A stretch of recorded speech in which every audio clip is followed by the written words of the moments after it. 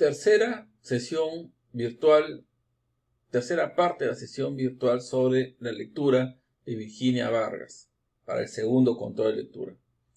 Nos habíamos quedado en que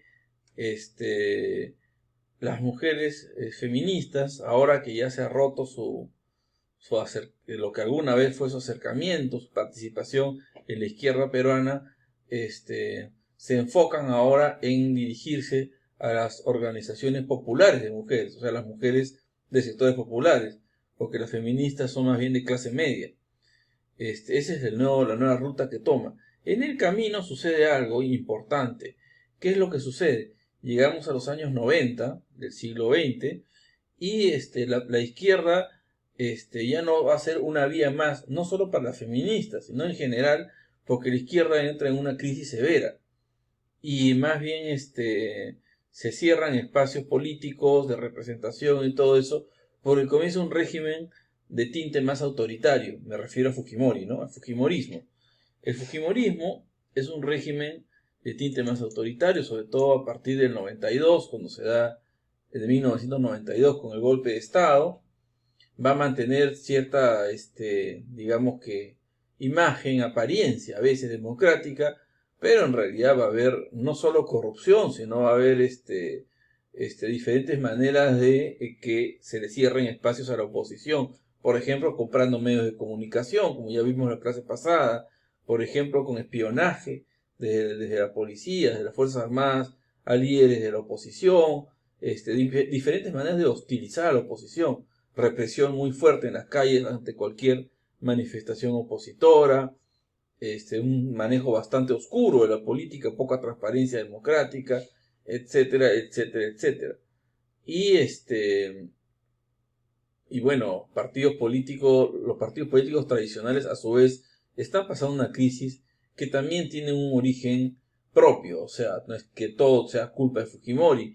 Si la izquierda y el APRA están en crisis porque eso ya viene desde los 80 y eso lo hemos visto en clase, incluso en Zoom, ¿no? Vimos el tema de que los partidos se quedan sin base social y, bueno, pierden mucho, ¿no? Incluso los partidos de derecha, como Acción Popular o el PPC, después de la derrota de Vargas Llosa, quedan bastante disminuidos, ¿no?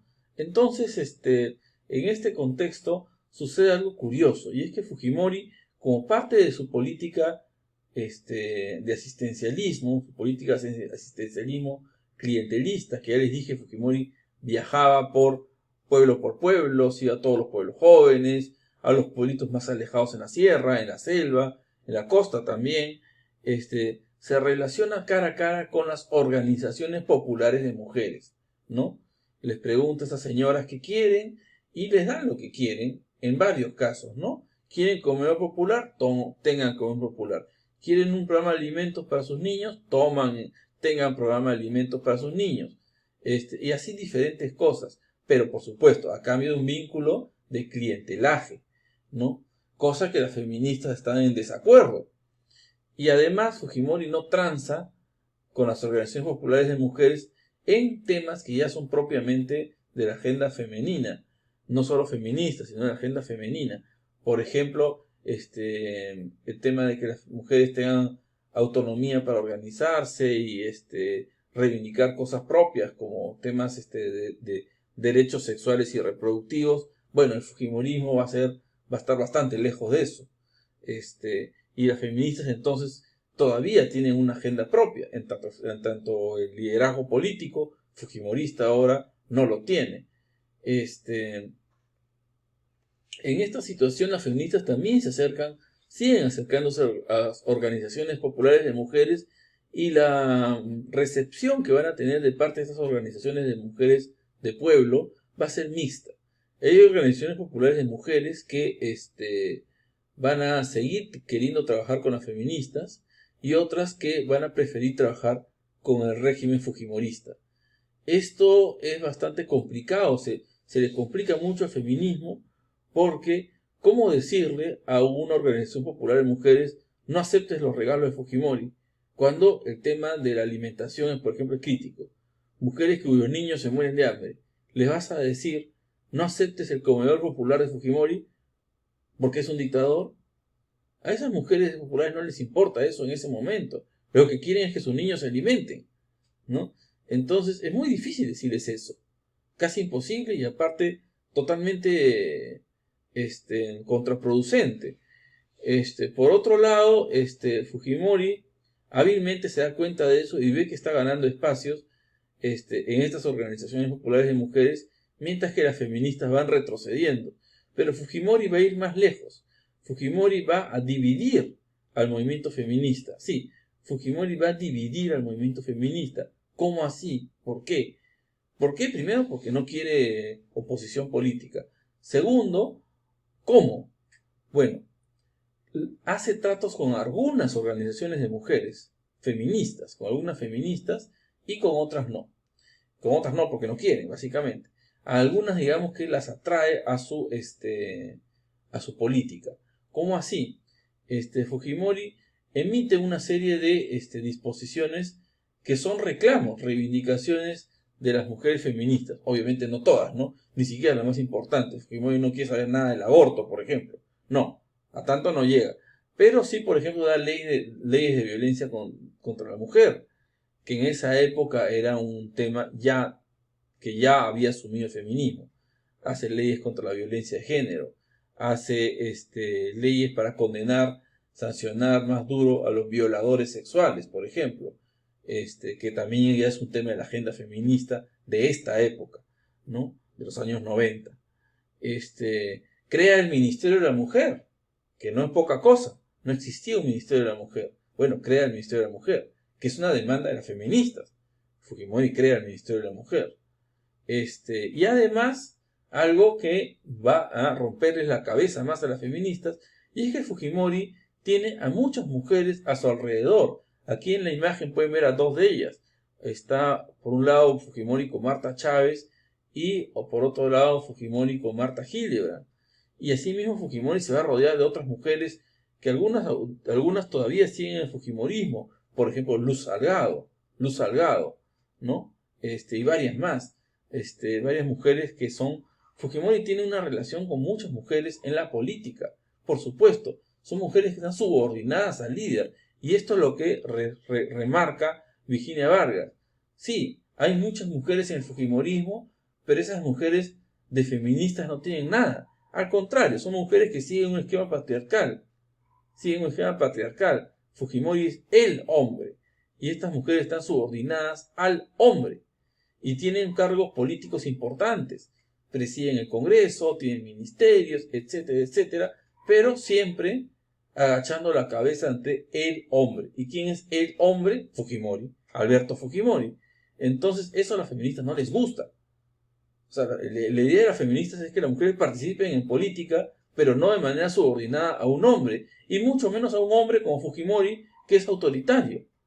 No les gusta. Y sin embargo hay algunas feministas que van a colaborar con Fujimori en la medida que Fujimori da una serie de medidas, como ya dije, a favor de la agenda feminista. El Ministerio de la Mujer y diversas leyes. Incluso Fujimori llega muy lejos en esto. Y cuando digo muy lejos, estoy hablando de manera literal.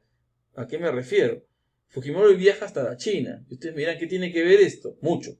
En la China, en el año 95, se da una cumbre sobre los derechos de la mujer. La cumbre de los derechos de la mujer de Beijing en el año 95. Que es una cumbre, como su nombre lo dice, de mujeres. Organizada por Naciones Unidas, donde van líderes mujeres de todo el mundo para dialogar. Y solamente participa un varón, un hombre, Fujimori, que no estaba invitado además. Viaja a la China por otros motivos, aprovecha y se va al local de la cumbre, aparece sorpresivamente, da un discurso donde habla a favor de la mujer y parece que fuera hasta feminista al momento de hablar, pero por supuesto todo esto es una impostación y tiene una intencionalidad política, pero consigue lo que se propuso, que algunas feministas lo apoyen a él y otras no, y así las feministas se dividen y divididas son más débiles, ¿no? Hay feministas que comienzan a participar en espacios del gobierno, de hecho hay feministas en el Ministerio de la Mujer, varias, ¿no? En la adjuntía de la mujer en la Defensoría del Pueblo, también va a haber varias.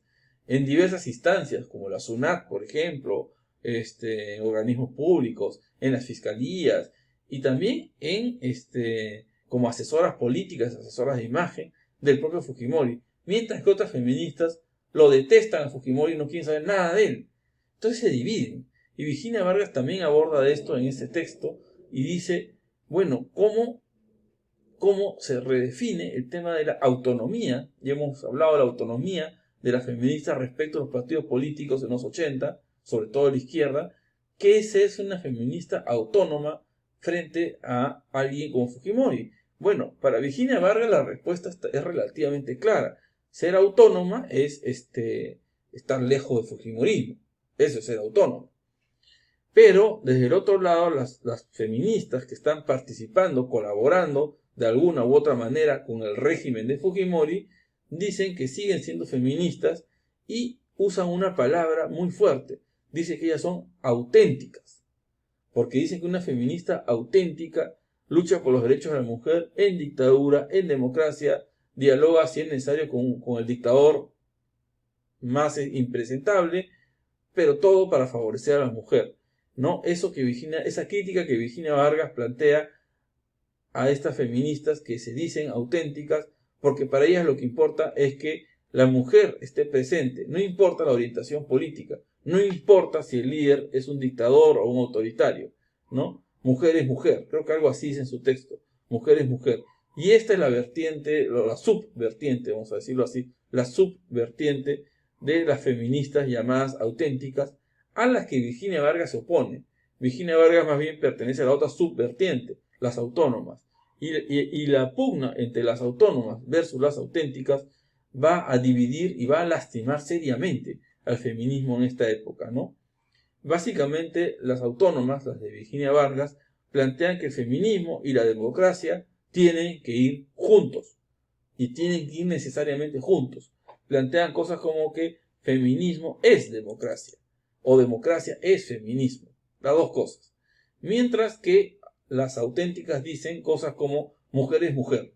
No importa que sea Marta Chávez, Luz Salgado, no importa que sea Marta Hildebrand, no importa que sean mujeres que no tengan nada que ver con el feminismo, que ni siquiera tengan agenda de género, lo que importa es que las mujeres estén, que estén en la política, que sean ministras, que sean congresistas, que tengan liderazgo, pues, que salgan en los medios de comunicación, ¿no? Entonces, esto va a dividir, como digo yo, al propio movimiento feminista.